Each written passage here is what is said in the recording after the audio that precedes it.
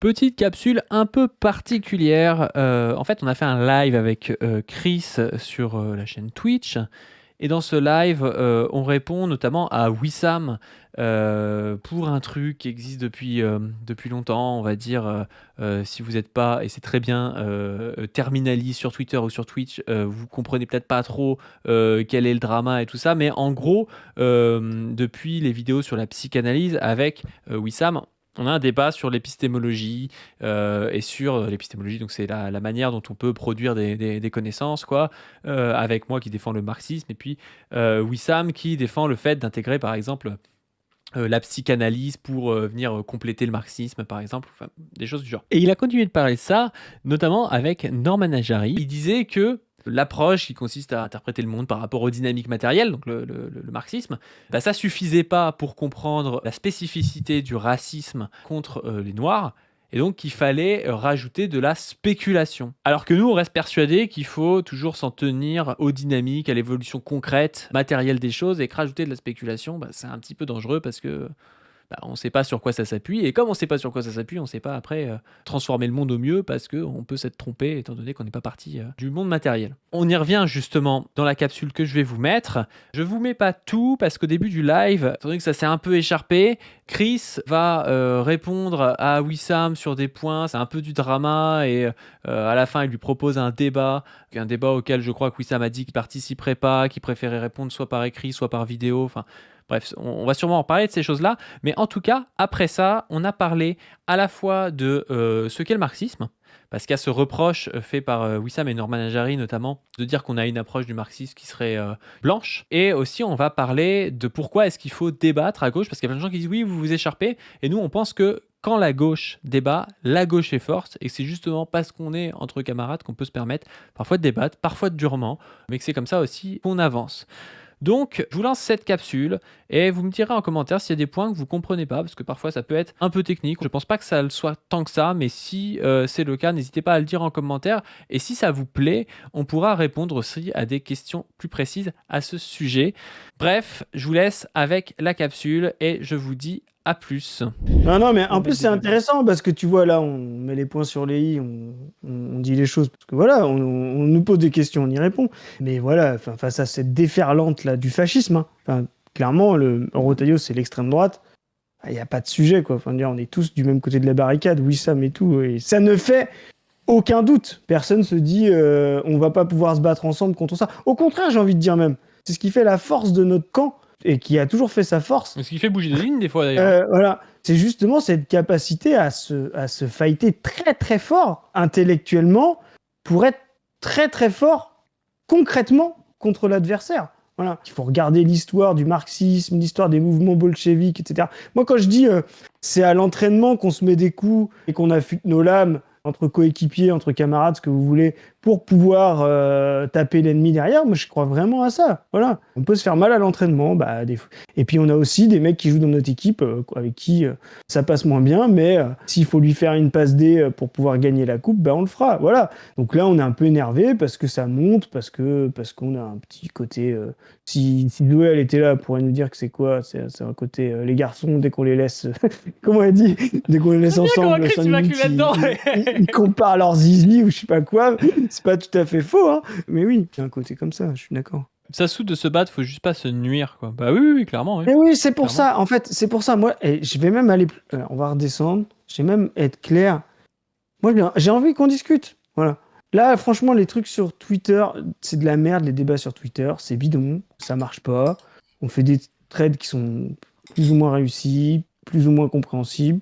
On veut parler de sujets de marxisme, on en discute clairement. On sera peut-être pas d'accord. Et après, c'est qu'il y a des gens. Mais après, c'est aussi parce qu'ils essaient de nous faire passer pour des espèces de marxistes complètement teubés. Il y a des gens qui confondent le fait de parler d'épistémologie. L'épistémologie, pour ceux qui comprennent pas ce que c'est la théorie de la production des savoirs, quoi, en gros, des connaissances. Donc il y a une certaine épistémologie, par exemple l'épistémologie marxiste. Il y a des épistémologies qui vont être plus idéalistes ou des choses comme ça. Si tu penses que pour savoir quelque chose, il faut partir, par exemple, du concret, des dynamiques matérielles, de l'histoire, des sujets collectifs, si tu dis que c'est comme ça qu'on peut connaître les choses, tu peux pas à la fois dire mais c'est comme ça, mais c'est aussi à partir de Dieu, c'est aussi à partir de la pulsion de vie psychanalytique, c'est aussi à partir... On peut pas avoir toutes les épistémologies en même temps parce elles vont se rentrer dedans et sinon tu es en train d'invalider la manière dont tu as produit certaines connaissances en fait, dans un champ donné. Ajari, à un moment donné dans le live, il dit oui, Padu, il est un peu bête parce qu'on peut avoir deux épistémologies différentes. Par exemple, quand il fait de la médecine, il n'a pas la même épistémologie quand il fait de la politique. Bah oui, c'est pas du tout le même champ donné. C'est juste que sur un objet en tant que tel, si tu as deux épistémologies qui se contredisent, ben c'est pas possible. Enfin, sinon, tu es en train de te contredire, tu vois. Tu peux pas avoir les deux épistémologies pour le même objet, quoi. Par contre, évidemment qu'en médecine, en physique quantique et puis en sciences politiques, les épistémologies sont différentes parce qu'elles s'adaptent à leurs objets à chaque fois. Et on pourra en parler. En plus, on en a fait des vieilles capsules comme ça. On pourrait regarder aujourd'hui avec la vieille cam, les vieilles machins, la vieille waveform, tu te rappelles. Mais il y a des épistémologies matérialistes, il y a une épistémologie idéaliste. Il y en a d'autres. C'est vraiment les façons de penser le monde de manière un peu particulière, d'avoir un mode de connaissance, un rapport au monde comme ça. Le marxisme n'est ni l'un ni l'autre. Ça, c'est un truc qu'il faut comprendre. Le marxisme n'est pas un simple matérialisme. Le marxisme dialectique, c'est le dépassement du matérialisme et de l'idéalisme. Et ce qu'il faut bien comprendre, et de cette opposition, ce qu'il faut bien comprendre dans le rationalisme bourgeois, c'est d'abord le matérialisme qui s'impose, et vous le connaissez, c'est Spinoza, c'est aussi Descartes, etc., qui sera dualiste, mais qui sera profondément matérialiste, etc. Et à la fin, le matérialisme, dans sa capacité à penser la nature, transformer la nature, être maître et possesseur de la nature, comme dira Descartes, est hégémonique. Kant commence à dire, mais cette hégémonie du matérialisme, elle est problématique pour penser le rapport au monde du sujet humain, c'est-à-dire la morale, la politique, l'histoire. Ouais. Ça, c'est un problème. Et donc, il va devoir réintroduire ce qu'on appelle le sujet individuel, le sujet collectif. Lui, il appellera ça l'ego transcendantal. Voilà. C'est-à-dire de l'idéalisme pour pouvoir résoudre cette contradiction, c'est-à-dire de dire, mais attendez, si tout est déterminé, si tout est matérialiste, alors on ne peut pas penser l'histoire, on ne peut pas passer le rapport à la morale, on ne peut pas penser le rapport à la politique. Voilà. Et donc, la bourgeoisie en crise, qui est Kant, allemande, voilà, va devoir réintroduire l'idéalisme. Et celui qui parachèvera cet idéalisme, c'est Hegel.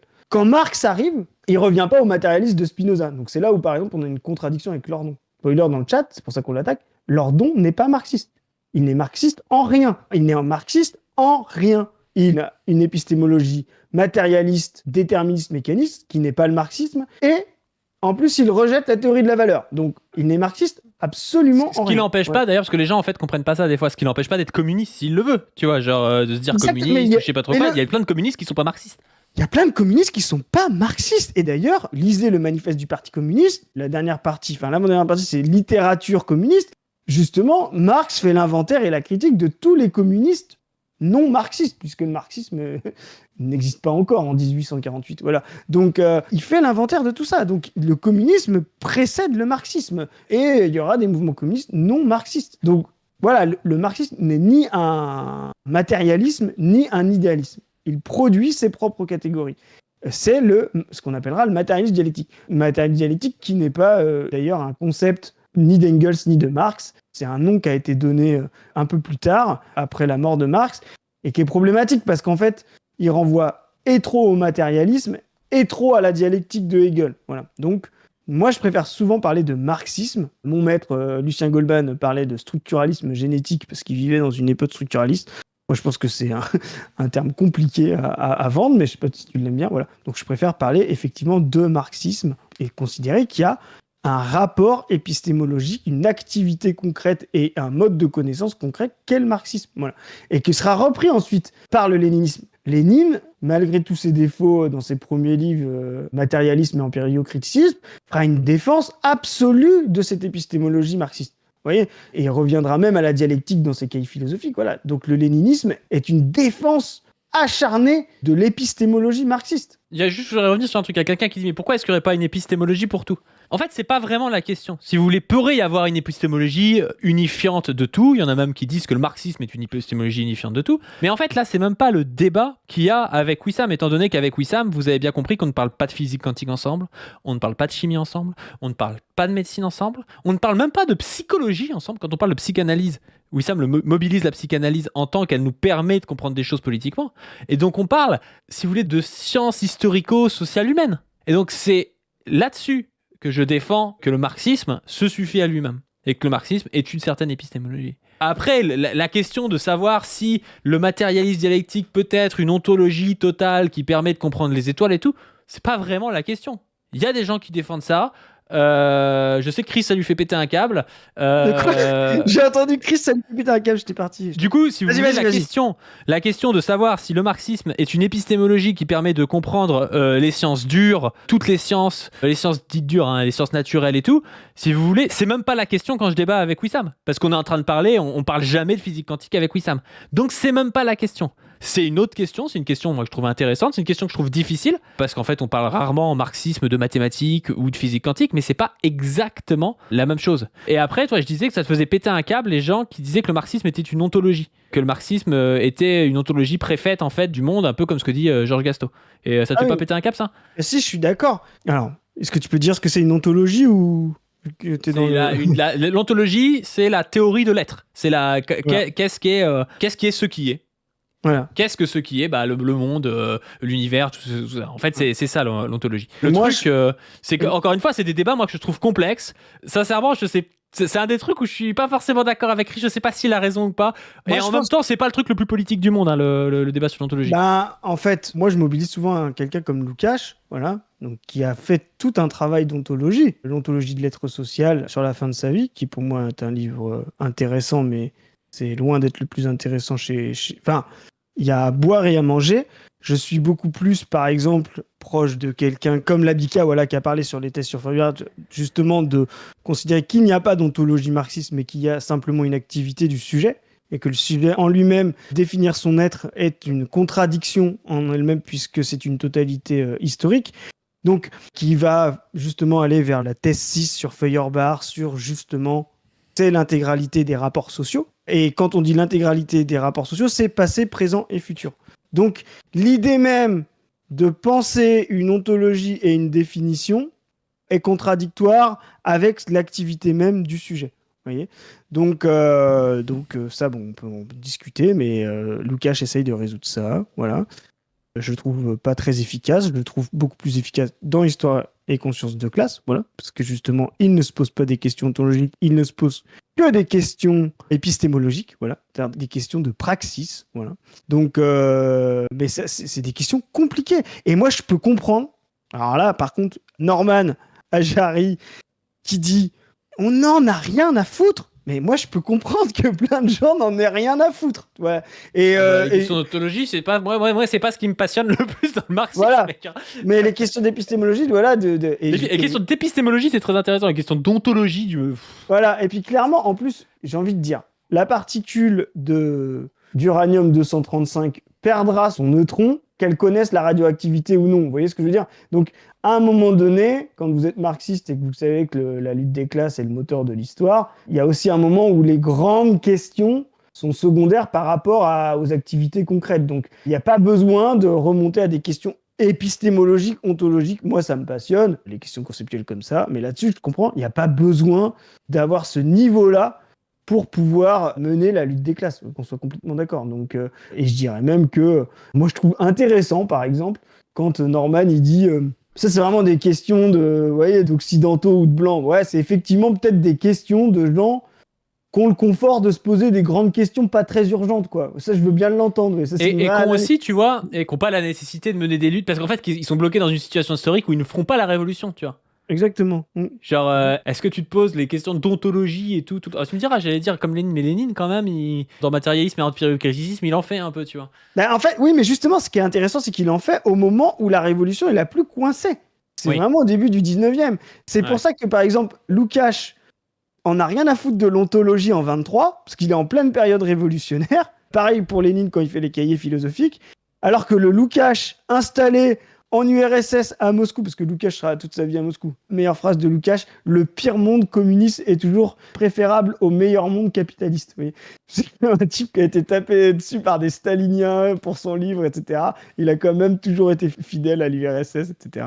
Tu sais, Train du Tao, c'est un peu ça aussi. Hein. Ouais, c'est un peu ça, ouais. Et donc... C'est des mecs qui ont des histoires tragiques, tu vois. Parce qu'ils sont pas assez stalles pour les stalles dans leur pays, parce que c'est des penseurs un petit peu plus fins sur certains points, tu vois. Et ils sont trop stalles pour les occidentaux qui disent c'est quoi, c'est rouge et tout.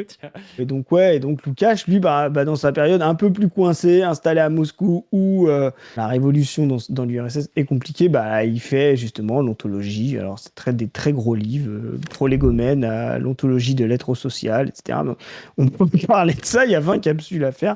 Mais moi, c'est pas vraiment, je pense, les plus intéressants. Je pense que l'épistémologie, c'est un peu plus intéressant, c'est-à-dire les théories de la connaissance. Et surtout celles des sciences sociales. Voilà, et ceux des sciences sociales et même des sciences naturelles. Moi, par exemple, on va parler de ça, c'est aussi ça, pour ça que nous, on est très matérialiste dialectique, parce que l'idée, c'est aussi de voir, par exemple, comment, vous voyez, par exemple, dans le matérialisme dialectique, dans le marxisme, le déterminisme et la causalité est beaucoup moins importante que dans le déterminisme matérialiste, mécaniste, rationaliste, classique de Spinoza. Longtemps, ça fonctionnait pas, quoi. C'est-à-dire, on n'avait pas de débouché concret dans les sciences naturelles pour ça. Des gens comme Werner Heisenberg, grands physiciens qui ont écrit des livres de philosophie de la physique quantique, etc., ont commencé à remettre en question cette idée de la causalité. C'est un truc qui paraît fou, quoi. Il y a des prix Nobel, prix Nobel de physique, Heisenberg, voilà. Prix Nobel de chimie, par exemple. Il y a Prigogine. On commençait à aussi remettre en question le déterminisme et le mécanisme du monde physique, des particules, etc. Aujourd'hui, la causalité ne nous permet plus de comprendre certaines choses. Et on voit des analyses qui commencent à émerger, si vous vous intéressez à Prigogine, c'est vraiment le meilleur, qui commencent à émerger parce qu'on a plus de finesse dans la compréhension, dans la performance d'observation du monde qui nous entoure. On voit des analyses qui commencent à rejoindre l'épistémologie marxiste, c'est-à-dire beaucoup plus dialectique, beaucoup plus contradictoire, où l'activité du sujet est fondamentale, où la causalité n'est pas une catégorie aussi importante qu'on l'a dans le déterminisme et le mécanisme. Voilà. Et ça m'intéresse. Vous voyez, ça m'intéresse de voir comment on revoit justement cette catégorie dialectique. Et dernièrement, dans les sciences, par exemple, il y a quelqu'un qui fait des travaux que moi j'aime bien, qui était quelqu'un de bourdieusien. Donc moi, Bourdieu, voilà, on sait que j'ai des problèmes avec lui, mais pour moi, est philosophie déterministe, positiviste, donc rien à voir avec le marxisme, voilà. Qui est Bernard Lahire, et qui s'est écarté de Bourdieu là pour faire ses travaux sur, ça t'intéresse aussi, Padu, sur la biologie, sur les sciences naturelles, et justement qui remet en avant des catégories de l'épistémologie marxiste, c'est-à-dire l'identité entre le sujet et l'objet. Ouais, ça c'est une catégorie fondamentale du marxisme, l'identité du sujet et de l'objet. De dire il n'y a pas le sujet d'un côté qui pense et puis un objet de l'autre donné, voilà. Cette identité, cette contradiction interne entre l'identité sujet-objet. Ça, moi, ça m'intéresse parce que on se rend compte d'abord des limites de la, comme on dit en marxisme, de la pensée bourgeoise, et on voit que le marxisme et son épistémologie, même pour des gens qui ne sont pas marxistes, permet de résoudre certains problèmes. Voilà. Oui, moi je trouve ça passionnant, hein. Et en même temps, ça touche au rapport aussi. Rapport nature-culture, j'avais fait une vidéo que je trouve assez intéressante, c'est la dernière je crois sur Rushdie où je parle du QI et où je parle de Michael Tomasello, Tomasello, très intéressant. Ce psychologue un peu de l'évolution humaine, anthropologue et tout. Et moi je trouve la conclusion de son livre incroyable où il dit les catégories de nature-culture en fait c'est des vieux machins qui servent à rien, quoi, et tout. Et ça c'est extrêmement dialectique. C'est-à-dire votre opposition nature-culture, en réalité, elle nous enferme en tant que telle, alors que tout n'est qu'interaction dans le devenir de ce que vous appelez nature et culture, tu vois. Et c'est ce que Lénine, je crois, appelait le matérialisme spontané des savants, tu sais. Je crois que c'est Lénine qui dit ça. Ouais, c'est ça, c'est Lénine dans il dit le matérialisme spontané des savants. Mais ça, c'est des gars, genre, tu sais, qui sont, ils sont pas marxistes, mais tu sais, ils ont poncé un domaine, et le domaine en lui-même est en train de venir sur des positions qui se rapprochent du marxisme. Mais encore une fois, quand on parle de ça, je trouve que c'est pas vraiment le même débat que celui avec Wissam, où on parle vraiment de sciences sociales. Moi, je trouve que ça, c'est des trucs à l'état de recherche, et j'irai pas mettre ma main à couper que le monde marche selon les catégories du marxisme. Et c'est pas une question qui est si politique que ça, tu vois. Et je sais pas si c'est prouvable en tant que tel, tu vois. On peut voir que ça tend vers. C'est une position un peu dogmatique de dire tout était déjà contenu dans tel texte d'Engels, et en fait le monde marchait comme Engels l'a décrit, tu vois. Et les scientifiques le prouvent bien. C'est un peu dogmatique, je trouve, comme truc. Et en plus de ça, on le prouvera jamais vraiment parce qu'on sera toujours en train de faire des recherches pour aller plus loin. Et ça se trouve un jour on ira plus loin dans les catégories ou je ne sais quoi, tu vois. Par contre, aujourd'hui, dans les sciences humaines et politiques et dans l'action politique, le marxisme est pour moi quelque chose qui est extrêmement efficient, et c'est à partir de son épistémologie que je pense. Et quand quelqu'un me dit « Ah oui, mais je sais pas, Wilhelm Reich, tu vois ». Wilhelm Reich, par exemple, c'est un penseur qui ne pense pas à la lutte des classes. C'est un penseur qui évacue la lutte des classes pour la remplacer par l'individu contre la masse, tu vois. et qui fait des spéculations là-dessus. Bah, je suis désolé, quand quelqu'un fait ça, il ne fait pas d'analyse concrète de la situation concrète. Et du coup, bah, c'est à son bon vouloir de spéculateur de savoir si c'est vrai ou faux. Alors le mec peut être génial et parfois c'est vrai, ou parfois pas. Et en fait, on ne peut pas le vérifier parce que c'est pas des analyses matérialistes historiques. Et puis bon, et si on regarde ce qu'a donné William Reich, il a rien donné d'efficient pour combattre le fascisme, tu vois. Genre, et on voit bien, je trouve, le rapport entre des théories qui sont un peu fumeuses comme ça. Alors on peut trouver ça beau, je peux comprendre que dans le romantisme, on peut se dire ah oui, mais c'est joli, machin. Mais au final, ça n'a aucune efficience sur le monde. Pourquoi ? Parce que c'est pas concret. Mao est quelqu'un de beaucoup plus concret. Lénine est quelqu'un de beaucoup plus concret. Et bizarrement, il pense pas avec de la spéculation, tu vois. Et ça, c'est intéressant. Non, mais William Reich, c'est clairement un charlatan. C'est clairement un charlatan. Il faut voir ce qu'il fait à la fin de sa vie avec l'orgone, des implants. Enfin, je veux dire, c'est un type qui était un charlatan. Enfin, je veux dire, renseignez-vous sur William Reich, vous allez voir quel genre de personne c'est, quoi. Donc, et c'est quelqu'un, comme tu dis, qui n'a rien apporté, ni à la lutte des classes, ni même à la compréhension de ce qu'il essayait de faire, du désir. C'est-à-dire que Reich est persuadé que la pulsion sexuelle est quelque chose qu'il faut libérer de manière absolue. Voilà. Il essaye comme il est quand même matérialiste, il essaye de la trouver avec une particule concrète qui s'appelle l'orgone. Voilà. Et il essaye de faire ça toute sa vie jusqu'au pire, quoi. Voilà. Mais il a échoué dans tout. Donc vraiment, sortir Wilhelm Reich, parce qu'il a dit, il a cité lui. Parce qu'en fait, quand on parle de Boutelja, il faut savoir que quand Boutelja cite Otto Strasser, c'est parce que Wilhelm Reich lui-même cite Otto Strasser. Tu vois, la phrase que Horia cite, c'est Wilhelm Reich qui cite Otto Strasser. C'est une phrase d'Otto Strasser, mais c'est voilà. Mais c'est quelqu'un qui essaye de comprendre pourquoi les masses vont vers le fascisme. Et il donne une explication pulsionnelle. Voilà, une explication à partir du désir. Bah ça, pour nous, c'est juste pas possible. Pulsionnelle, individuelle ou des masses, c'est-à-dire indépendante de la classe. Tu vois. C'est ça. Et indépendante de la situation concrète. C'est ça qui est problématique. C'est que si cette pulsion est là, pourquoi le fascisme ne s'est pas emparé des masses avant ? Si elle n'était pas là avant, alors comment elle a été produite ? Ça se mord la queue, vous voyez ? Ça se mord la queue. Vous ne pouvez pas à un moment donné postuler un truc et puis ne jamais essayer de l'articuler concrètement. C'est la base de la science, et d'ailleurs le matérialisme dialectique, le marxisme, c'est toujours plié à ça. Quand vous faites une conjecture, après vous essayez de... C'est ce que fait Marx, hein. C'est la méthode marxiste. Et d'ailleurs, ça c'est un truc, c'est de conjecturer, c'est-à-dire de conceptualiser, de partir de l'abstrait au concret. Et c'est la méthode scientifique maintenant hégémonique. C'est hypothético-déductif. Oui. Vous faites une hypothèse, puis après, vous essayez de voir si elle est applicable. Ouais. Ce qui est l'inverse de ce qui était quand même une hégémonie très importante, qui est l'inverse, qui est l'empirico-inductive. Tu regardes le monde et puis tu essayes d'en déduire des lois. Tu vois ? Et ça, c'est aujourd'hui... Vous voyez, quand vous faites une conjecture, vous essayez de voir si elle peut produire quelque chose sur le monde concret. Ce qui est sûr, c'est que la psychanalyse, et Reich en particulier, n'a rien produit si ce n'est des catastrophes. Attends. Critique pas la psychanalyse. Ouais, parce pardon. que moi j'aime bien la phrase de Catherine Clément, qui est une spécialiste de Freud, qui était au PCF. Alors je sais pas si elle a écrit beaucoup de trucs marxistes, je sais pas si elle est vraiment franchement de fou marxiste, mais en tout cas elle est une connaissance de Marx. Et elle écrit sur Wilhelm Reich. Elle disait, il était freudo-marxiste, mais ni psychanalyste, ni marxiste. Et je trouve ça drôle parce que c'est vrai qu'il est quand même éloigné de Freud aussi, tu vois. Parce que Freud, il a quelque chose qui le ramène au concret, c'est qu'il a une pratique clinique. Bien sûr. Donc il peut pas dire n'importe quoi non plus, tu vois. Alors que tu sais, quand t'es vraiment... Tu essaies d'analyser le fasciste à partir des catégories freudiennes et que tu fais de la spéculation dessus, tu peux dire n'importe quoi. Si tu veux. Tu peux dire tout ce que tu veux, tu vois. Tu peux prétexter qu'il y a une particule de sexualité, tu peux faire ce que tu veux, tu vois. Mais comme tu dis, à la fin, il doit y avoir une action sur le monde. Quand la bourgeoisie conçoit, sans le savoir, mais son rapport au monde, la raison, la rationalité matérialiste, comme on en a parlé, ça lui permet de dominer le monde. Ça lui permet de s'approprier la matière, de la transformer, de la rendre à ses fins, calculable, optimisable, vendable. Voilà. Si elle n'avait pas cette capacité rationnelle à s'approprier le monde par sa vision du monde et cette épistémologie rationnelle, jamais elle aurait pu s'emparer du pouvoir. Jamais elle aurait pu rendre caduque la vision du monde et l'épistémologie thomiste, quoi. Tu vois ce que je veux dire de saint Thomas, 22h, 300 personnes en train d'écouter un mec qui parle de l'épistémologie thomiste.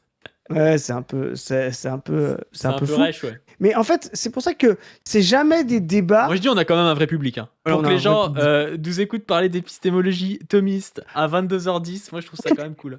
Ouais, moi aussi. En fait, ce qu'il faut comprendre, c'est que soit vous les laissez dans des débats purement théoriques, et ça sert à rien, soit vous essayez, moi, et c'est ça la force du marxisme, c'est de les ramener à des sujets collectifs. À la fin, l'épistémologie, ça n'existe pas dans le pur monde de l'abstraction. C'est relié à un sujet collectif, à une activité d'un sujet collectif.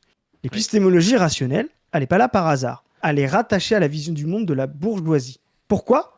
Parce que la bourgeoisie, dans son rapport au monde, dans son rapport social, comme dit Marx, pour reproduire ses conditions de production, elle est obligée d'être accumulatrice, comptable, optimisable, etc. Voilà. C'est pas par hasard que la rationalité apparaît. C'est justement d'abord parce qu'il y a un sujet collectif qui en a besoin pour pouvoir exploiter le monde et survivre. Donc, la vision du monde rationnel, Norman dit une bonne question. Est-ce que c'est la race? Est-ce que c'est le mode de production esclavagiste qui est l'œuf ou la poule? Et c'est vrai que cette question, elle est chiante. En fait, les deux sont toujours synchrones. Tu peux toujours trouver un moment où, ah bah non, tel truc a été mis en place, tel truc a été mis en place. Non, ce qui est premier, c'est le sujet actif qu'il porte. C'est le sujet collectif d'une bourgeoisie qui devient extranationale et colonisatrice. Vous voyez? Et ça, bah là-dessus, vous pouvez lire des super livres. Alors, c'est épais comme ça, là, c'est les livres d'Alain Beer sur le premier âge du capitalisme. Alain Beer, c'est vraiment. Moi, je parle souvent de Goldman, mais je devrais plus parler de Beer parce qu'il est vivant et que c'est un fou furieux. Mais Alain Beer, il a dit bon, bah, moi, je vais. J'ai trouvé des pages dans Marx très intéressantes sur, vous savez, l'accumulation primitive. Voilà. C'est intéressant, mais Marx, il a pas assez fouillé le truc. Boum! 4000 pages. Il a fait 4000 pages là-dessus. Et dont 600 pages d'introduction qui s'appelle La reproduction du capital. Et c'est un livre passionnant. Parce que là, vous comprenez qu'il n'y a plus l'œuf ou la poule. Est-ce que c'est la race? Est-ce que c'est le mode de production? Non, c'est cette bourgeoisie coloniale qui a besoin des deux en même temps, qui survit avec l'un et l'autre. On a parlé tout à l'heure de Charles Mills. Charles Mills dans le contrat racial, vous le voyez. Quand vous voyez par exemple les lois raciales qui sont imposées, etc., c'est pas par hasard, arbitraire d'un coup, tiens, on se lève et puis on dit, tiens, il faut rendre indignes les Noirs, etc. Non, c'est que c'est une nécessité de tous les instants de les rendre indignes, parce que c'est une nécessité de tous les instants de les exploiter. Vous voyez? Et donc, si vous essayez de trouver l'œuf ou la poule entre l'activité concrète économique et l'activité concrète intellectuelle, scientifique, là, vous n'y arriverez pas. Par contre, si vous êtes vraiment matérialiste dialectique, vous allez voir qu'il y a un sujet qui est actif là. Il y a un sujet qui est actif, qui est la bourgeoisie coloniale du XVe siècle. Et à chaque fois que vous voyez parler d'épistémologie, d'idéologie, de pratiques concrètes, de modes de production, demandez-vous, et ça c'est vraiment une question merci, quel sujet collectif porte ça?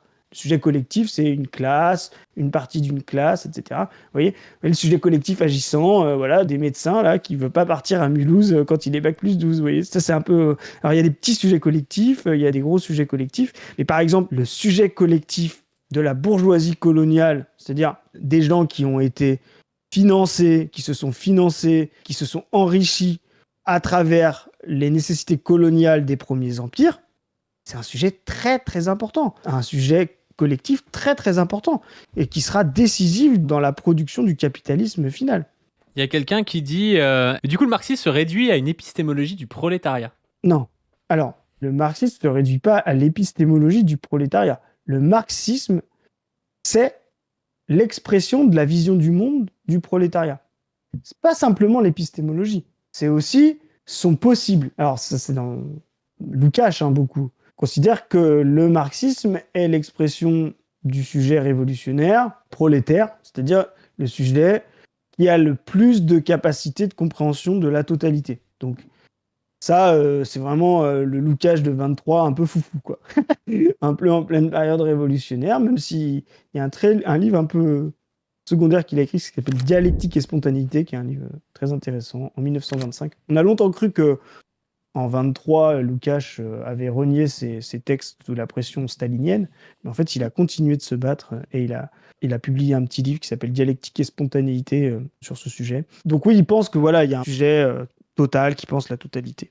Ce qu'on voit, c'est que c'est plus compliqué que ça, et qu'en plus, et c'est là ce qui est intéressant, et Wissam, il a raison de le raconter, ça, quand il dit oui, mais le marxisme, il a été enrichi à un moment donné, des femmes, des gens racisés, voilà, ça, il a raison. Il a été enrichi de l'hétérogénéité du point de vue du prolétariat.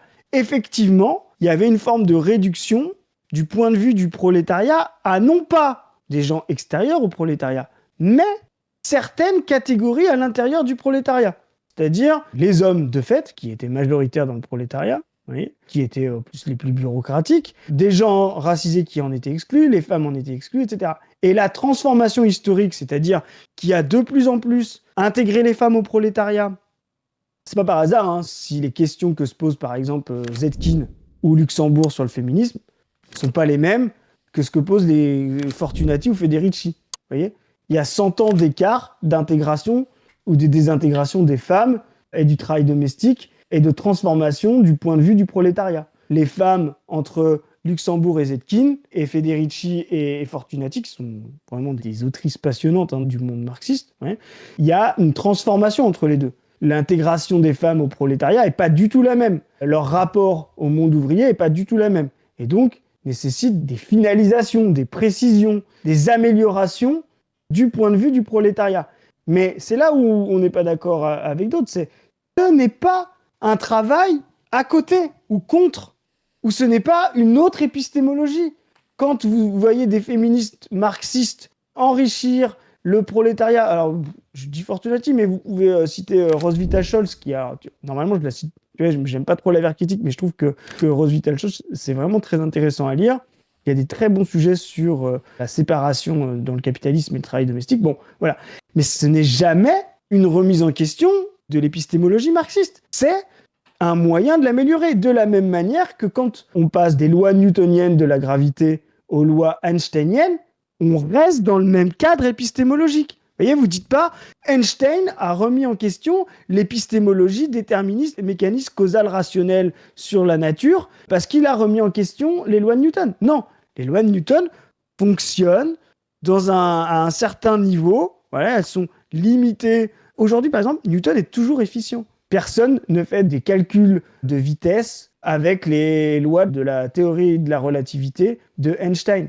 Vous voyez, vous pouvez utiliser les lois newtoniennes.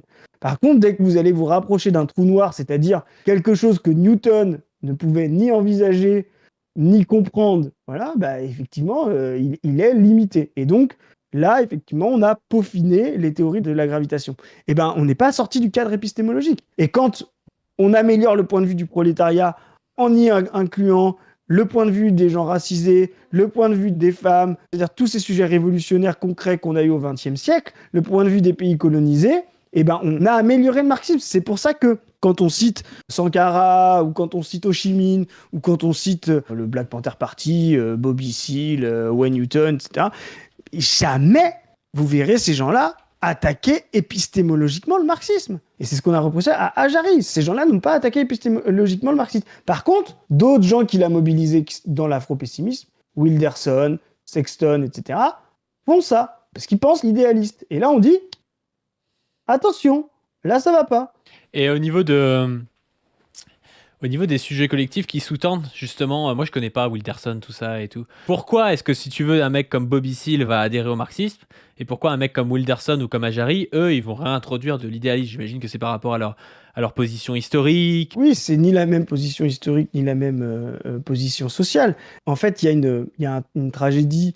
Là où, par exemple, le Black Panther Party, quand même, vient du mouvement communiste, on va avoir, effectivement, des gens qui viennent de la tradition, c'est-à-dire du renversement des structures économiques et des rapports économiques capitalistes. Donc ils vont se réagencer comme ça dans le marxisme. À côté de ça, vous allez avoir toute une tradition de la pensée radicale noire, là, qui, elle, ne sera à l'écart de ça. Tu vois, qui sera un peu plus intégré, un peu plus tragique. Par exemple, en France, nous, on a eu quelque chose de très important, mais qui est tragique. Là-dessus, c'est par exemple la pensée de la négritude. Senghor, aussi Césaire, etc. Ben, c'est des gens qui, effectivement, sont dans des positions de classe intermédiaire beaucoup moins révolutionnaires que pouvaient être les gens du Black Panther Party, c'est-à-dire beaucoup plus oppositionnels, beaucoup plus ségrégé, beaucoup plus violenté, voilà. Beaucoup plus en bas à gauche dans le graphique, quoi. C'est ça, et qui avait Mhm. besoin justement d'une théorie de la transformation radicale où la simple pensée de la dignité identitaire était insuffisante. De la même manière, on peut par exemple s'interroger sur par exemple, la révolution algérienne. Avant le FLN, il y a des tentatives d'égalité, de mouvement pour l'égalité au sein des colonies. Attends, juste, il y a un gars qui arrête pas de spammer, qui a l'air de détester le marxisme, qui dit « Vous ne faites pas d'éducation populaire, vous faites des concepts et vocabulaire excluants qui s'adressent aux initiés. » Le mec est en train d'expliquer la vie à Sankara, au Black Panthers Party, en leur expliquant que le marxisme, c'est quand même pas un truc du peuple. Il dit « Le peuple, c'est pas fait pour vous. Frérot, prends l'immense majorité des révolutions dans le monde et viens nous dire si elles ont été faites au nom de Derrida et de Foucault ou au nom de Marx, Lénine et Mao, tu vois. Essaie de regarder un petit peu et puis tu vas nous dire quelle épistémologie et quel terme choisissaient les gens qui étaient ce que tu appelles le peuple. Bref, je te laisse continuer, désolé.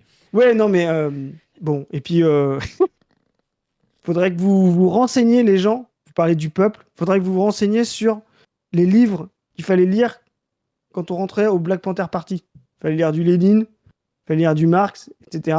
Et il fallait faire exactement les explications qu'on fait là. Donc c'est que vous êtes plus très habitués, voyez, à la discipline de parti. Ah, et puis c'est des gens qui prennent. Attends, ça c'est des gens qui prennent les prolos, qui prennent les gens comme ça qui n'ont pas forcément fait d'études pour des cons de dire ça, tu vois. De dire ah bah ils sont pas capables de comprendre de comprendre le marxisme. Enfin, je veux dire, Maurice Thorez, il était ouvrier. Alors Maurice Thorez, il y a plein de critiques à lui faire.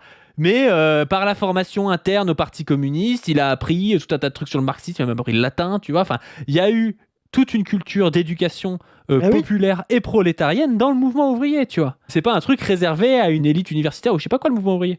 Et ça permettait justement à ce que des petits universitaires, on va pas refaire le débat, mais calment le jeu sur le marxisme. Oui, c'était ça aussi. Ça permettait aussi à ce que, quand des gens viennent nous dire que, par exemple, Bourdieu, c'est la continuité de Marx, vous voyez, quand vous avez une classe ouvrière formée, éduquée, qui sait lire du Marx, etc., vous êtes un peu moins à l'aise à dire des conneries pareilles. Donc, on parlait de classes intermédiaires, beaucoup plus bouchées. Moi, sur la révolution algérienne, ce qui m'intéresse, par exemple, c'est ça. Il y avait, par exemple, avant la révolution algérienne, avant le FLN, il y avait le mouvement national algérien de Messali Hadj ou l'UDMA de Ferhat Abbas, etc. Voilà, qui étaient des mouvements beaucoup plus intégrés et donc qui n'étaient pas révolutionnaires au point du FLN, qui cherchaient des tentatives d'égalité et qui avaient une pensée, voilà, où il fallait qu'ils fassent progresser leur dignité dans la société alors qu'ils y étaient intégrés et donc transformer la société sans l'abolir. Et donc, ça donnait des productions très culturelles, très politiques qui ont été un échec.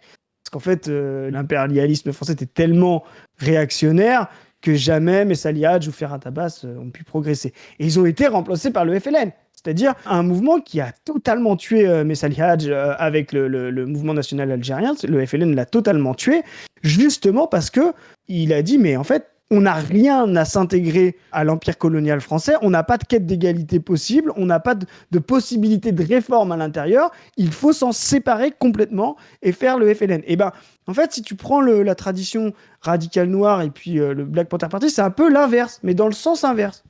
D'abord, le mouvement communiste était très fort, ça c'est un truc qu'on oublie aussi, le mouvement communiste était très fort aux États-Unis, et il y a beaucoup de communistes, il y a une très très importante femme communiste. On cite souvent Leila Davis qui était au PC des États-Unis, mais il y a surtout Claudia Jones. Voilà, vous pouvez lire Claudia Jones, très intéressant. Elle n'est pas assez traduite en français. Il faudrait qu'elle soit plus traduite, mais c'est une femme noire américaine qui était au Parti communiste et qui était extrêmement. Donc il y avait quand même une hégémonie du Parti communiste à l'époque, et on était dans une période où on était dans la ségrégation absolue. Et donc la sortie de la ségrégation, de la même manière qu'elle a été aussi en lien, tu vois, avec la pensée de la décolonisation, le Black Panther Party s'est pensé comme une forme de décolonisation intérieure. C'était ça, c'était une forme de décolonisation. D'ailleurs, l'inspiration du maoïsme et de Fanon aussi par le Black Panther était explicite.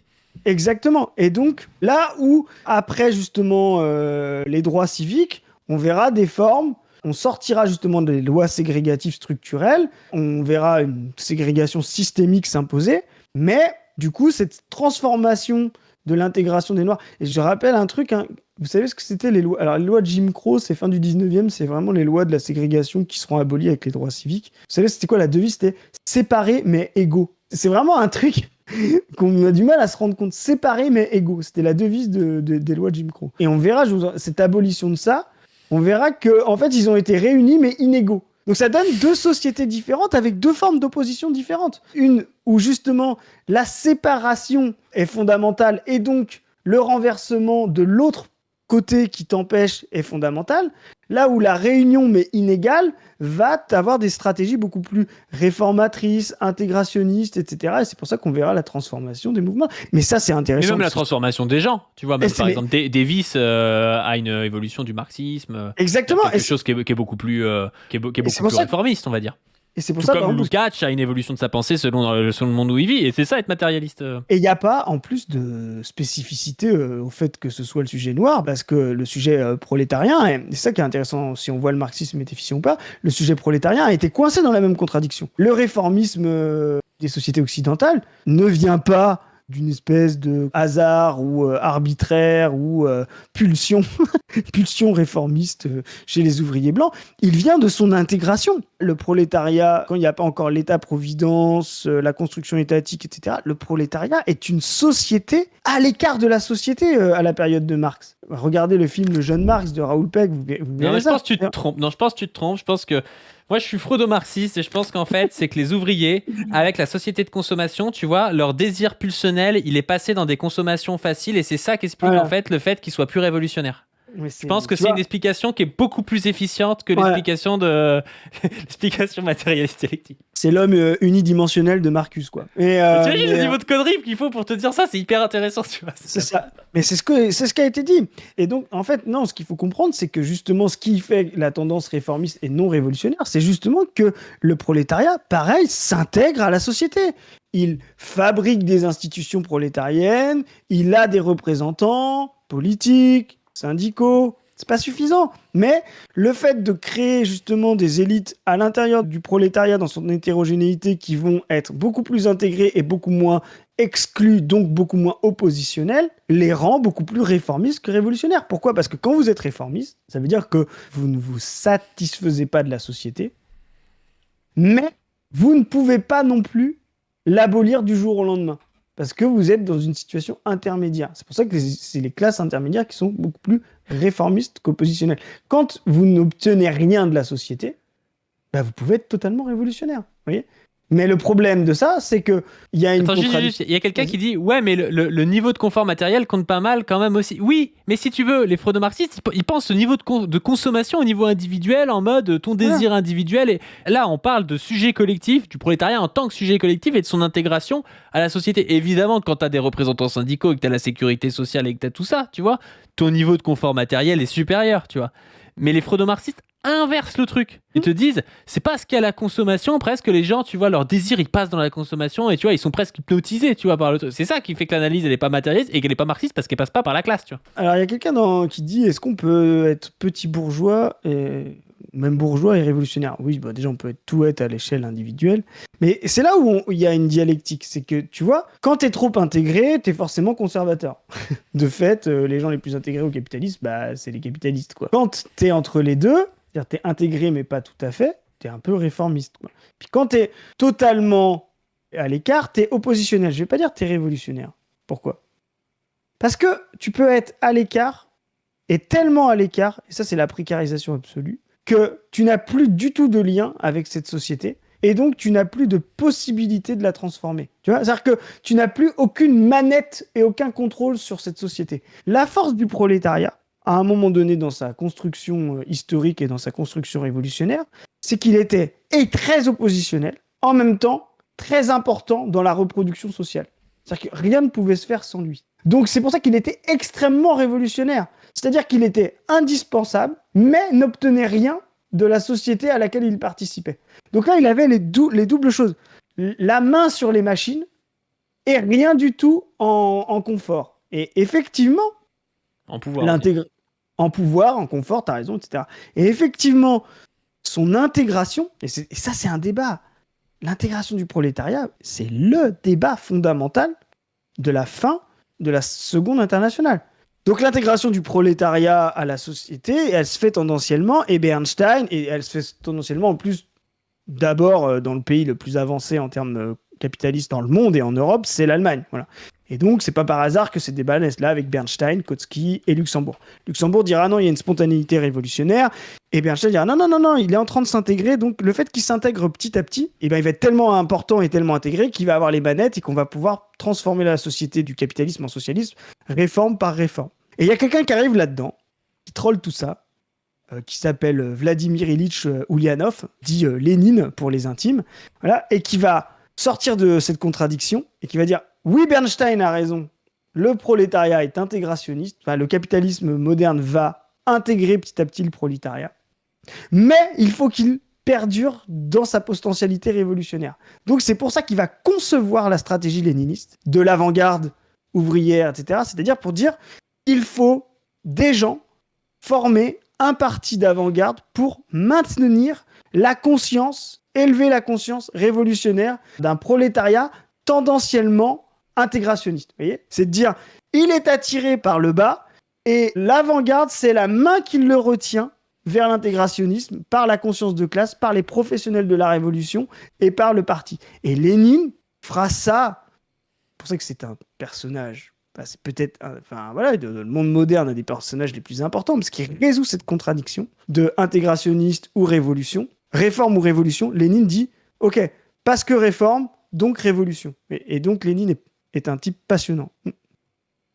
Carrément, ouais. Carrément, je vais pas te dire le contraire, on va pas dire le contraire aux camarades de l'humain. Est-ce qu'on se fait des capsules ? Parce que là, on a 0 capsule à sortir avec ce que tu nous racontes là. Mais je pense que ça a plu aux gens, on en reparlera d'autres fois, de toute façon, on a déjà parlé un peu de ça, mais vraiment, c'est super intéressant, et je pense que là, on montre justement la concrétisation contre un peu les malformations du marxisme, les gens qui pensent que c'est un réductionnisme économique. Non, en fait, c'est une pensée des sujets collectifs dans l'histoire, et justement, on essaie de partir des sujets collectifs pour voir où est-ce qu'ils vont, où est-ce qu'ils peuvent aller, la catégorie du possible, dont on parle souvent, où est-ce qu'ils peuvent aller, comment on les emmène là-bas, comment est-ce qu'on peut pas les emmener là-bas, comment est-ce qu'ils peuvent évoluer, et c'est pour ça que c'est une pensée de la transformation tournée vers le futur et tout ça, quoi. Ça, et ça doit résoudre des problèmes. Enfin, voilà, à la fin, c'est pas de... Vous voyez, on parle de, justement... l'épistémologie, tout ça, la révolution. À la fin, c'est des problèmes concrets. À la fin, quand Lénine fait tout ce travail-là fantastique, à la fin, c'est pour dire, bon, ok, maintenant, il va falloir que je fasse la révolution avec un prolétariat à tendance intégrationniste, une paysannerie à tendance propriétariste. Quelle stratégie je mets en place ? Et nous, à notre petite échelle, on va sûrement pas se comparer à Lénine. Quand on fait le graphique, c'est pour ça que les gens, je sais pas, vous aimez bien ça, on fait la même. On essaye de se dire, bon, bah voilà, quels sont les sujets collectifs concrets, leur rapport au monde, voilà, et donc leur vision du monde, leurs possibilités et leurs limites. Vous voyez, il y a des choses qui sont inatteignables pour certains groupes sociaux. Ça, il faut bien vous mettre ça dans le crâne. Ça, c'est le problème des gauchistes maximalistes, tu sais, qui veulent que tu proposes à un groupe social, genre, je sais pas, la paysannerie de 17, de lui dire, on va abolir toute propriété agricole ou je sais pas trop quoi. S'il est dit, il propose ça, en fait, il a rien. Alors que s'il dit la terre aux paysans, c'est différent, tu vois. Tu peux pas proposer exactement les mêmes choses tout le temps, quoi. Exactement. Et donc, cette façon de penser, à la fin, elle doit déboucher sur des discours et de dire, bon, bah là, par exemple, Lénine, tiens, je te donne un exemple. On en a déjà parlé dans une autre, mais bon, allez, c'est cadeau. Lénine va dire, et c'était un débat avec Luxembourg fondamental. Il dit, on va proposer dans le programme du POSDR, le Parti ouvrier social-démocrate de Russie, voilà, il va dire, on va proposer la distribution des terres aux paysans. Alors là, la gauche communiste, Luxembourg dit, What ? La distribution des terres ? Mais attendez, non, il faut la nationalisation, la socialisation, etc. Et Lénine vient, il dit, mais si je fais ça, jamais je pourrais les avoir dans mon camp. Jamais je pourrais les avoir dans mon camp. Parce que l'idée même de dire à quelqu'un qui est petit propriétaire, qui se fait reprendre par un koulak, non mais en fait, la solution à ton problème, c'est que tu ne reviennes pas à ta propriété et que tu deviennes un ouvrier d'un grand champ étatisé, c'est une idée complètement débile. Et Lénine va dire, mais vous êtes complètement fou, vous êtes en train d'essayer de vendre un truc incompréhensible à des gens. Vous voyez ? Et donc, Lénine est un stratège fantastique, justement, parce qu'il fait l'analyse de la situation concrète, parce qu'il fait l'épistémologie, et à la fin, il vient dire, voilà comment je construis mon programme concret. Je viens donner le maximum de potentialités transformatrices et révolutionnaires à tel sujet collectif. Et nous, quand on fait le graphique, on fait ça. On regarde, voilà, les médecins, on se rend compte qu'à l'intérieur, essayez de leur dire, vous allez vous installer à Mulhouse, à Besançon, à Sochaux, Bon, ça va être compliqué. Donc, il va falloir trouver une technique, vous voyez, Alors qu'il y en a 40% des jeunes qui veulent devenir salariés, comme disait Zoé, et Voilà. du coup leur proposer le salariat, leur dire comme ça tu vas avoir des vacances, tu vas avoir un horaire maîtrisé, tu n'auras pas à battre à la chaîne des actes pour te faire de l'argent, mais tu vas pouvoir t'occuper mieux de tes patients, tu vois, ça c'est tout à fait compréhensif, tu vois. C'est Et ça. une fois que tu as fait ça, les gens, déjà tu es dans une société où du coup tu as un petit peu la main sur les médecins quand même, ils deviennent soignants en tant que tels, ils deviennent soit fonctionnaires, soit tu les rends plus publics, tu vois, c'est beaucoup plus intéressant, tu vois. Alors si tu leur dis frérot, demain t'es balancé toute ta vie dans je sais pas quel endroit et puis tu vas bosser 70 heures semaine, les mecs ils vont dire non en fait. Et en fait c'est tout ce qui va se passer, tu vois. Tu vas pas les avoir. Alors les médecins c'est une petite proportion de la population, donc à la limite c'est pas très grave, mais il y a des catégories de la population dont le maximum de conscience possible n'est pas la conscience révolutionnaire, n'est pas la conscience maximale du sujet le plus dominé de la population, mais dont tu as quand même besoin, et donc tu es obligé d'essayer de trouver un programme qui dans la dynamique peut t'amener à la révolution, mais qui peut ne pas faire fuir ces mecs-là, quoi. Voilà. Et ce qui est intéressant, Zoé, elle le montre bien, c'est de dire, peut-être qu'il y a 10, 15 ans, 20 ans en arrière, il n'y avait pas les contradictions. Vous voyez, quand le système de santé fonctionnait plutôt pas mal, et que les gens, ils voulaient avoir... J'ai parlé de Mills tout à l'heure, mais on en reparlera. Il y a toujours une rente directement économique, mais il y a aussi une rente dans l'ordre social qui est symbolique, idéologique, etc. Quand vous êtes médecin, vous n'avez pas simplement une rente économique. Vous avez aussi une rente symbolique de la place du médecin dans la société. Son niveau de diplôme, vous voyez, c'est l'axe vertical du graphique. Vous voyez, son niveau de décision, etc. Donc, c'est aussi cette rente-là. Donc, attends, il y a plein de gens qui préfèrent un médecin qui gagne, je sais pas, 8000 balles par mois qu'un nouveau riche, entre guillemets, tu vois, café, trader, machin, et qui gagne 20 000 parce qu'il n'a pas la place du médecin dans tu vois, dans le truc, un petit peu, la notabilité, quoi. Exactement. Mais il n'a pas la notabilité. Exactement. Donc, vous voyez, il y a tout ça. Donc, ça veut dire que quand vous êtes dans un système fonctionnel, mais Zoé, elle l'expliquerait mieux que moi, mais quand vous êtes dans un système fonctionnel, voilà, tout de suite, en fait, le capital symbolique, il arrive. Donc, qu'est-ce qu'il vous reste? Il vous reste juste à prendre le capital économique. Mais aujourd'hui, avec la destruction du service médical, vous allez vous rendre compte que va falloir faire le choix entre le symbolique et l'économique. C'est-à-dire que ça va devenir, tu vois, une contradiction entre les deux. Entre, ok, je vais avoir le rôle symbolique de médecin, mais en fait, je vais moins gagner ma vie. Voire même, en fait, je vais grave bien gagner ma vie, mais il y a des gens comme Zoé et Chris qui font des vidéos pour se moquer de nous à partir des bandes dessinées de Vite Carama. Mais nous, on vous le dit clairement. Oui, les médecins libéraux là qui manifestaient, on va vous mettre la pression. Donc moi, j'ai pas dit ça, évidemment. Moi, je n'ai jamais dit ça. Non, moi, je le fais. Vous couperez dans la capsule. Mais voyez, on va vous mettre la. Moi, je vais vous mettre la pression parce que je suis pas médecin. Je vais vous mettre la pression parce qu'en fait, on va dire non, vous allez peut-être avoir les vacances au ski, la Range Rover Evoque et puis la maison de vacances, mais par contre, on va vous faire passer pour des connards. Je vais vous faire passer pour des connards parce que les autres sont dans le respect de la confraternité. Et là, vous voyez, il y a une tension qui va se passer, une tension entre le symbolique et l'économique. Et cette tension, elle est dialectique. Et cette tension dialectique, elle va faire bouger une partie de ce sujet collectif. Et nous, quand on fait le graphique, c'est pas que de la branlette. Norman nous a dit que c'était de la sociologie électorale. Ouais, si tu veux, c'est marrant. Et c'est pas que de la branlette. C'est aussi pour dire, en fait, paradoxalement, on n'a jamais eu autant de prolétaires dans le monde capitaliste, dans le monde occidental. Jamais le prolétariat a été aussi hégémonique. Mais à l'intérieur de ce prolétariat, il y a une hétérogénéité. Il y a des cadres, il y a des professions intermédiaires, des employés, des ouvriers.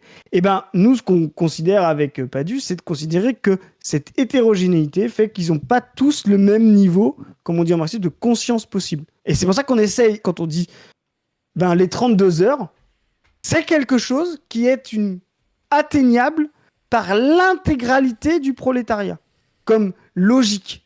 Voilà. C'est quelque chose qui profite à l'intégralité du prolétariat. Donc c'est une mesure fondamentale qui peut unifier le prolétariat. Là où des mesures plus centrées sur les cadres, d'autres plus centrées sur les employés ou les ouvriers, pourront créer de la dislocation à l'intérieur du prolétariat. De la même manière, là on parle des logiques économiques, à l'intérieur du prolétariat, il y a des logiques de race, il y a des logiques de genre, donc c'est aussi pour ça qu'il faut penser le racisme, penser le genre dans le prolétariat pour essayer de trouver, pareil, des mesures qui permettent de sortir de l'hétérogénéité, voire de la conflictualité interne au prolétariat. Voilà. J'aime bien, on a parlé d'épistémologie pendant 30 minutes et Zoé résume efficacement. On la connaît comme ça, Zoé. Ouais, Elle elle est, fait elle est ça tout le efficace temps. et concrète. Faut prendre le monde tel qu'il est pour réfléchir efficacement à comment on fait pour l'amener là où on veut. Bah, c'est vrai que Voilà. c'est un bon résumé de l'épistémologie marxiste. Hein. Et c'est exactement ça. La thèse 11 de Marx, la plus connue, c'est les philosophes n'ont fait qu'interpréter le monde. Tu sais, il s'agit de le Oui, il s'agit transformer. maintenant de transformer. Mais c'est ça, en fait. C'est vraiment ça. C'est de dire, il est plus possible de faire de la philosophie spéculative, où on parle juste de métaphysique, où on essaye de penser des choses, etc.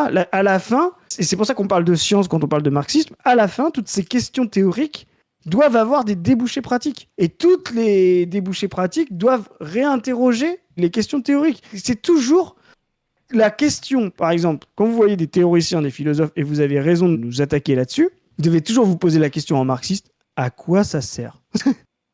À quoi ça sert ce que tu racontes? Tu vois, si vous ne vous posez pas cette question, mais à quoi ça sert? Et alors la meilleure question, c'est pas totalement à quoi, c'est même à qui ça sert. Parce que là, vous pensez le sujet qui est derrière. Ce sera jamais un sujet individuel, sujet collectif. Mais à qui ça sert ce que tu racontes? À qui ça sert?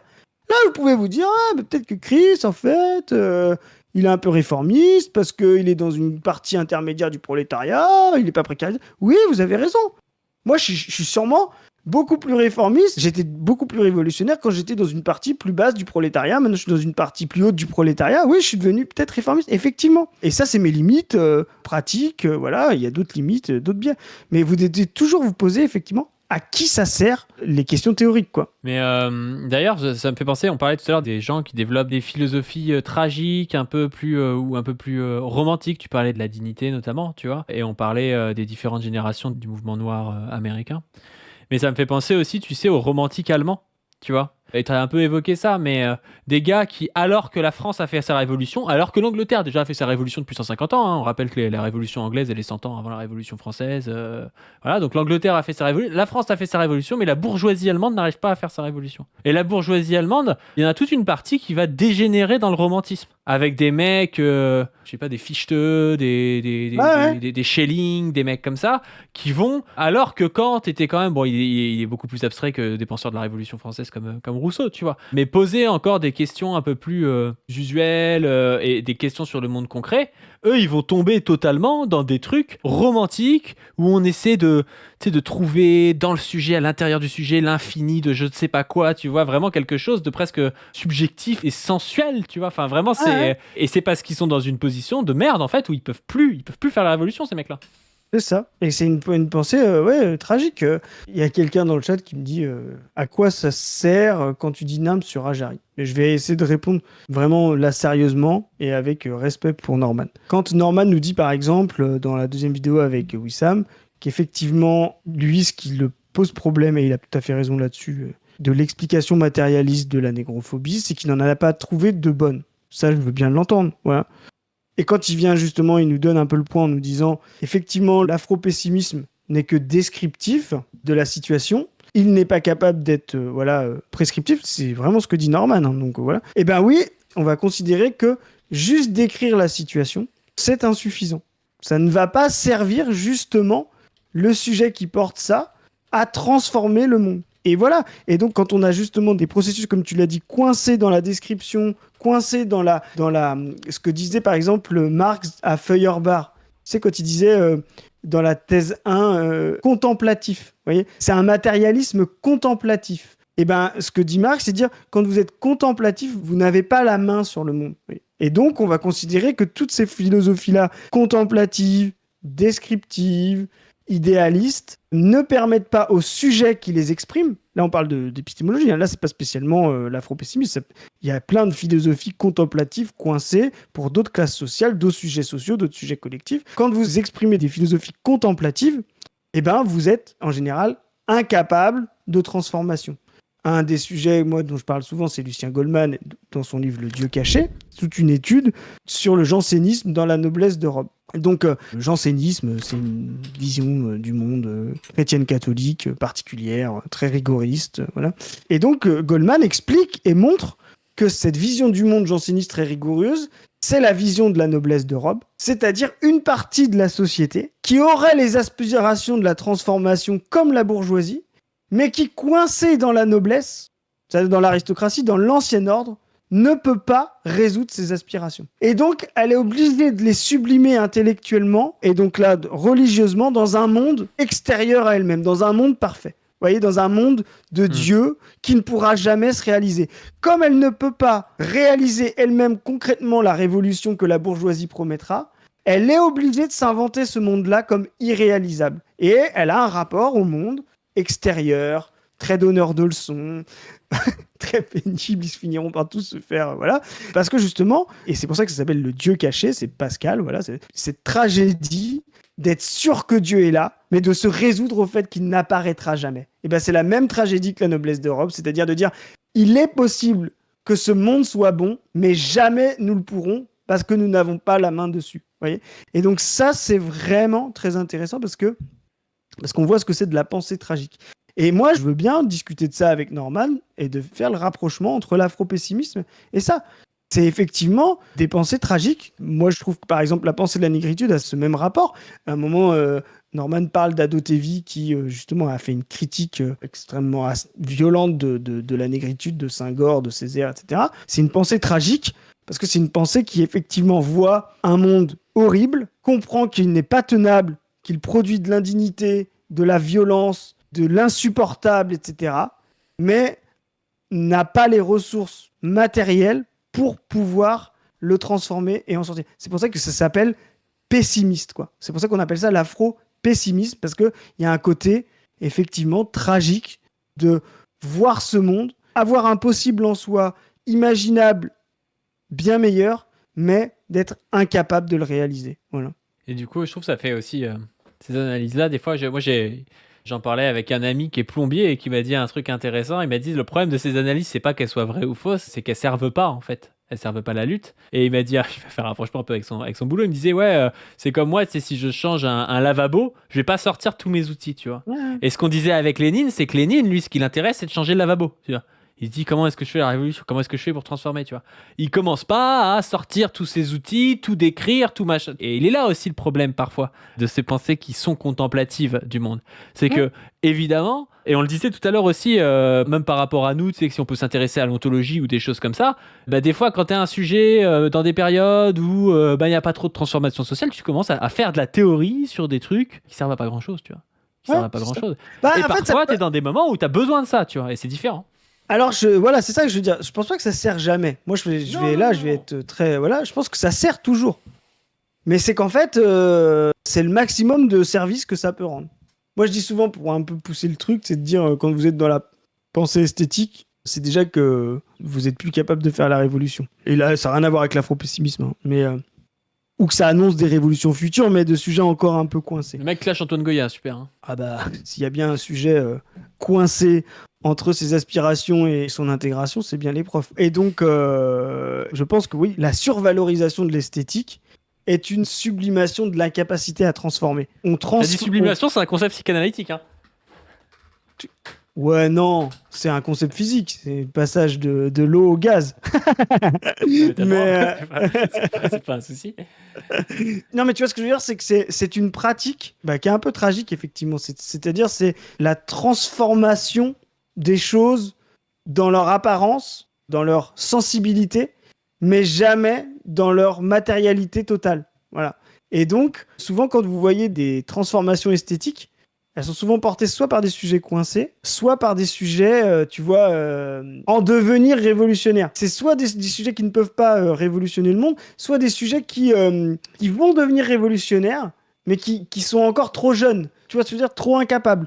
Donc la seule main qu'ils ont dans la transformation des choses, c'est leur sensibilité, leur empirisme physique, sensible, émotionnel, mais pas la transformation concrète des rapports sociaux. En fait, et c'est là où c'est marrant, parce que quand on parle d'épistémologie, on perd les gens. Et quand on fait de l'application de l'épistémologie, c'est-à-dire que tu passes à l'analyse, mais en fait, c'est aussi l'épistémologie qui t'a permis de faire ces analyses. Là, j'ai l'impression que tout le monde t'écoute et dit « Ah ouais, c'est intéressant, il parle de sujets collectifs. » Ça paraît concret, tu vois, tout de suite. Alors que quand tu dis « Bah non, mais mettre les sujets collectifs à la poubelle, c'est un peu de la merde. » Là, personne ne comprend ce que tu racontes. Enfin, personne. Il y a des gens qui comprennent, tu vois, mais c'est intéressant. À la fin, je te dis, c'est des catégories, sujets collectifs, identité, sujet, objet, vision du monde, conscience possible, qui vont faire que tu vas essayer de comprendre les rapports sociaux. Exactement Si vous voulez faire de la physique, il vous faut la catégorie de l'atome, de la molécule, de la particule, du boson de Higgs, etc. Vous voyez. Si Mais vous c'est voulez nos faire outils, en fait.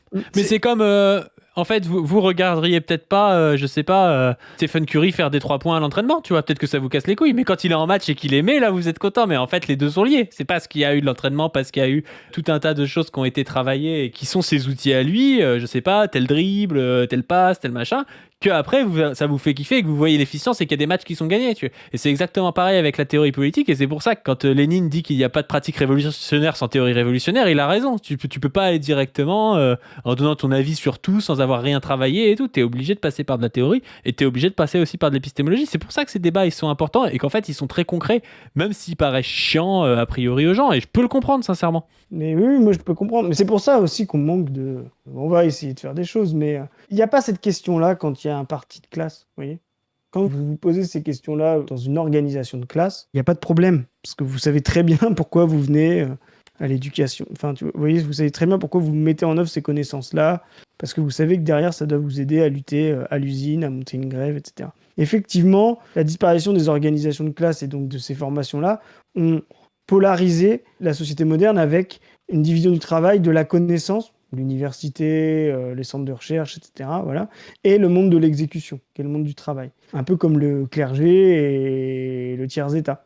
Il n'y a plus de noblesse, mais il reste le clergé et le tiers-état, admettons. Et ben, l'organisation de classe, en fait, elle permettait de résoudre les deux. C'est-à-dire vous savez que vous avez une position dans le rapport de production. 2, vous vous formez intellectuellement. Et 3, ça vous aide à mener la lutte. Voilà. Et donc, cette séparation-là, elle crée ces problématiques de à quoi ça sert toute cette théorie. Et donc, recréer des organisations de classe, c'est aussi recréer la compréhension des nécessités de cette totalité d'activités. Tu parlais de la séparation, tu vois, entre les sachants et puis les gens qui sont censés être les pratiquants du truc, tu vois. L'autre jour, ça m'avait un peu choqué. Il y avait un journaliste, voilà, qui disait, en gros, ouais, mais moi, j'ai fait des études là-dedans en sciences politiques, donc moi, je sais ce que je dis et tout. Et puis, en gros, tu sais, il critiquait des gens qui n'avaient pas fait d'études en sciences politiques, tu vois. Et ça, je trouve ça c'est hyper spécifique à notre temps, tu vois. Genre, à quel moment, genre, il y aurait Robespierre ou Lénine ou je sais pas trop quoi, qui se ferait cracher à la gueule dessus par un type qui aurait fait Sciences Po ou je sais pas trop quoi en politique, tu vois. Je trouve que c'est hyper. On croirait que la politique a été kidnappée par une caste de gens qui font des études en politique, tu vois. Alors que justement, ce truc-là crée des biais de fou, tu vois, parce que les gens les plus dominés, les plus exploités dans la société, c'est jamais des gens qui ont fait des études en politique, tu vois. Exactement. Et c'est un vrai problème de division du travail et qui pose un souci. Et d'ailleurs, tout le monde comprend le problème dans le monde du travail très organisé.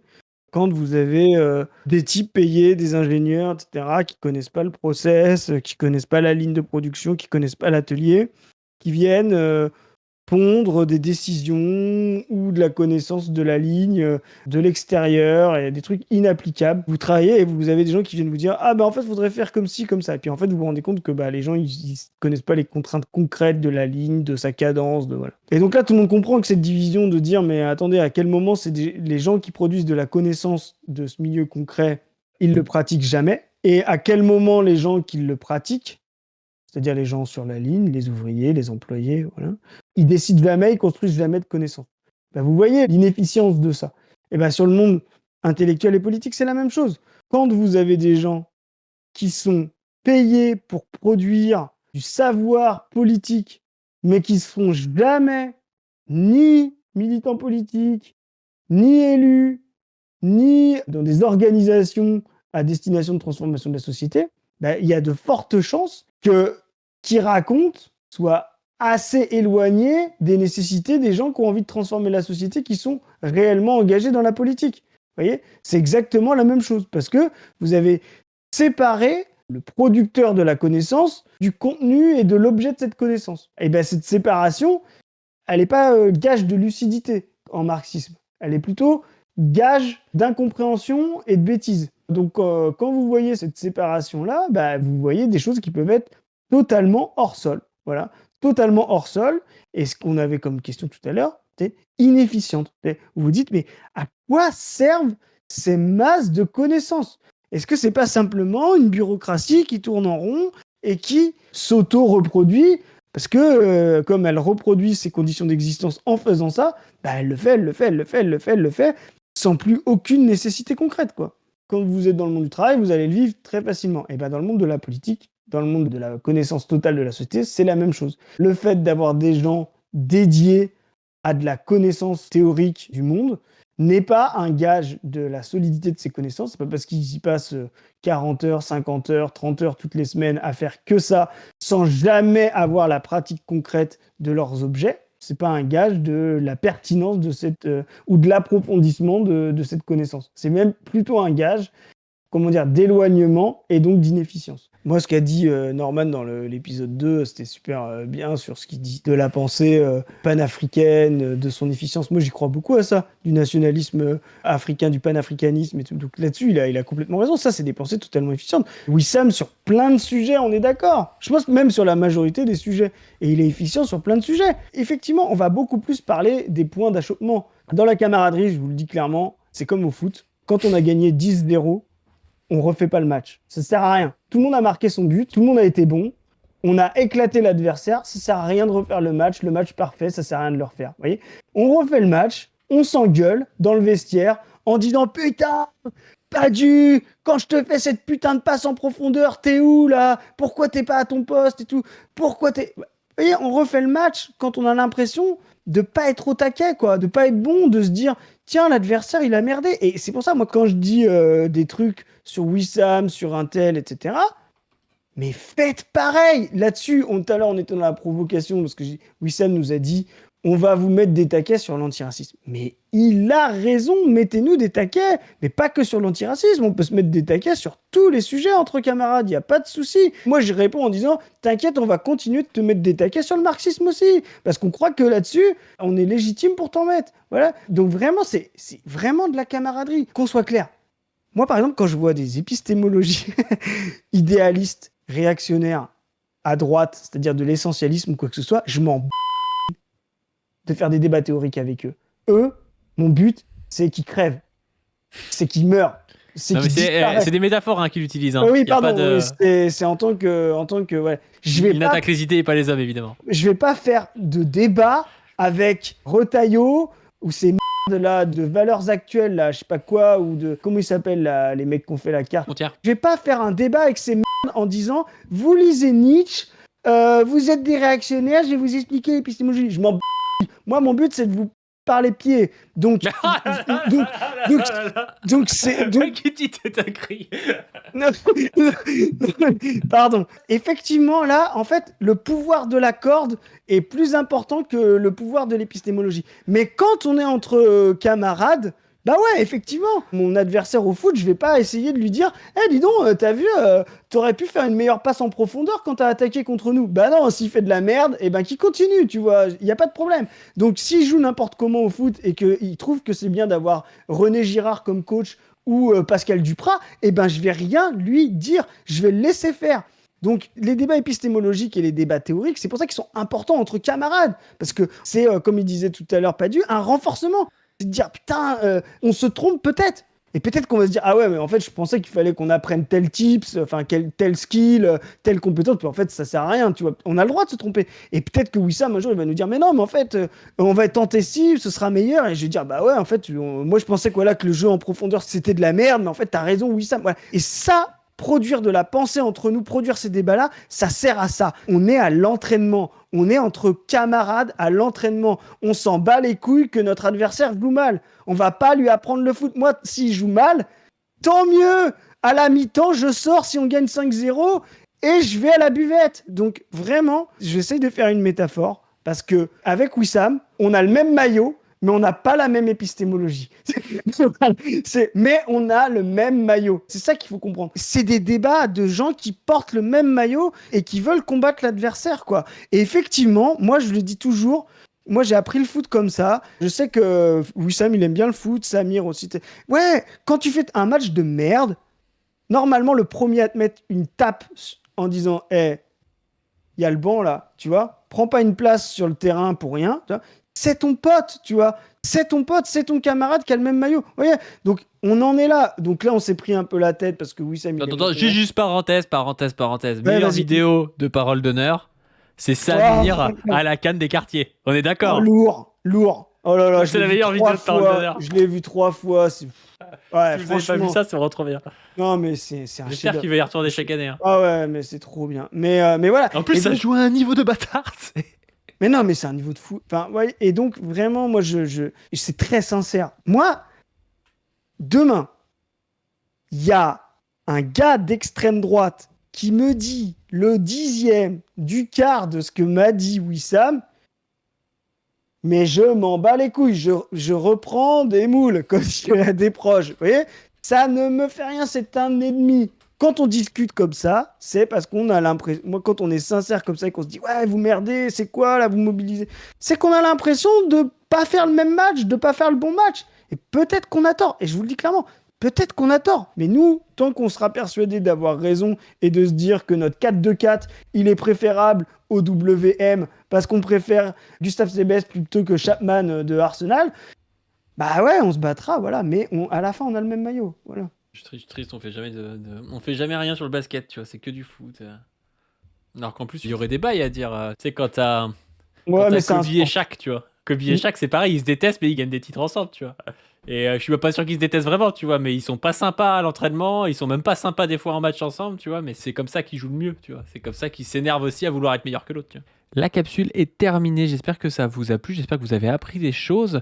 N'hésitez pas à mettre en commentaire si vous avez des questions par rapport à tout ça. N'hésitez pas à donner sur le Tipeee, n'hésitez pas à vous abonner à cette chaîne, à la chaîne Pas du PADU, sur laquelle va bientôt sortir une vidéo et sur laquelle on est sorti il n'y a pas longtemps. Allez les voir. N'hésitez pas à vous abonner à la chaîne de Zoé, à aller voir Position Revue, les chroniques de l'exploitation et à aller vous renseigner sur le marxisme si vous avez envie, parce que je pense que ça nous permet tous d'avancer. Sur ce, on se dit à plus.